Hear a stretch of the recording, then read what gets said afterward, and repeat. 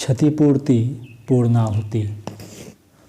क्षतिपूर्ति को शास्त्रकारों ने इष्टापूर्ति का नाम दिया है और उसे चांद्रायण कल्प साधना के साथ एक अनिवार्य अंग के रूप में जोड़ा है।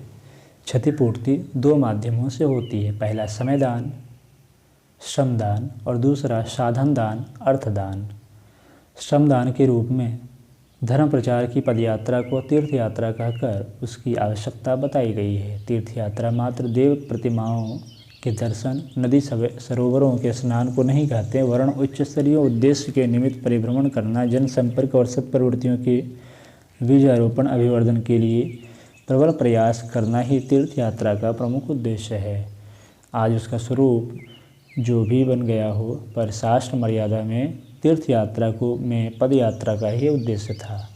छोटे छोटे विश्राम के रूप में ऐतिहासिक पुण्य स्थानों में कुछ समय ठहरना और वहाँ की पुरातन परंपरा का सानिध्य प्राप्त करना उचित तो है, पर पर्याप्त नहीं।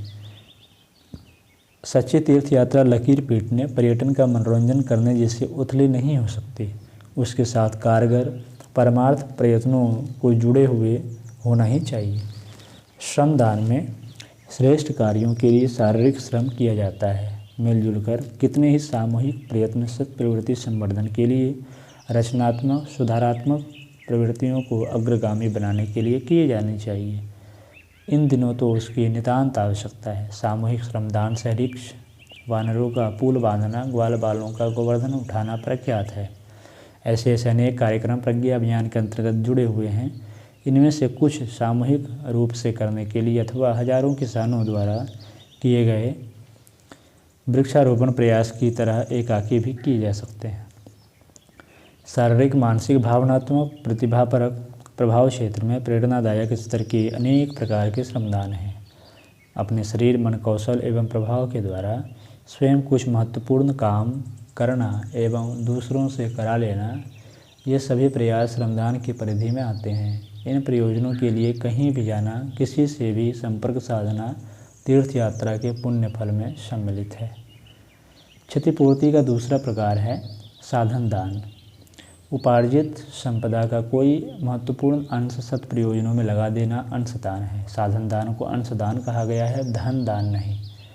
अंशदान का अर्थ होता है अपने संचय में से किसी अनुपात में त्याग किया जाना।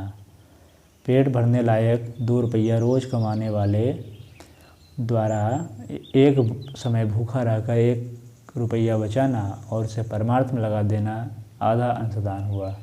10 लाख की पूंजी वाले का 10 रुपया लगाना अनुपात की दृष्टि से 1,00,000वां भाग हुआ। इस दृष्टि से अंशदान 1000 गुना अधिक पुण्य फलदायक है। अध्यात्म क्षेत्र में साधन दान में धनराशि के विस्तार की कोई गणना महत्व नहीं।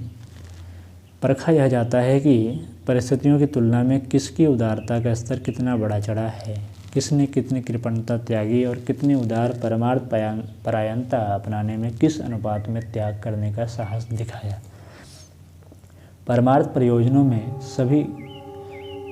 प्रयोजनों में कभी अन्नदान, वस्त्रदान, औषधि दान निर्धनों एवं कष्ट पीड़ितों की सुविधा के लिए किया जाता था। साथ ही यह भी ध्यान में रखा जाता था कि पीड़ा और पतन का एकमात्र कारण मनुष्य का पिछड़ा पतनोन्मुख व्यक्तित्व ही है। उसे ऊंचा उठाने में संलग्न सद्ज्ञान की प्रेरणा एवं सत्कर्म की धर्म धारणा का महत्व जड़ सींचने के समान है।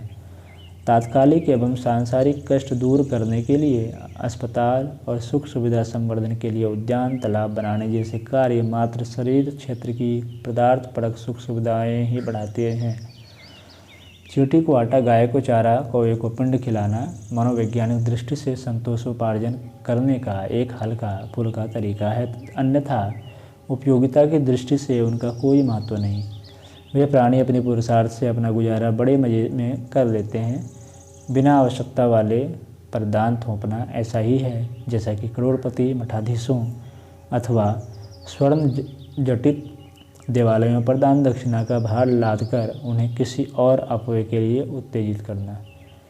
आज की स्थिति में सामाजिक आवश्यकता की पूर्ति कर सकने वाला, समस्त समस्याओं का समाधान करने वाला एक ही प्रयोजन है प्रज्ञा विस्तार, सद्भाव संवर्धन की पृष्ठभूमि बनाना और अज्ञानांधकार को मिटाने के लिए युग चेतना के दीपक जलाना।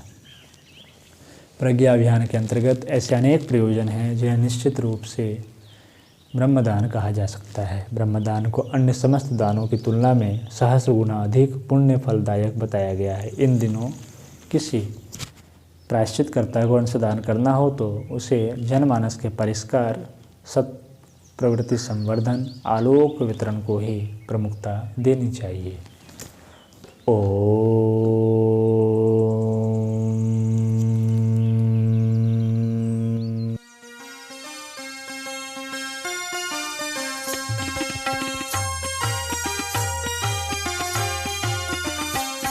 चलो गुरुदेव के सपने सजाने की शपथ ले ली।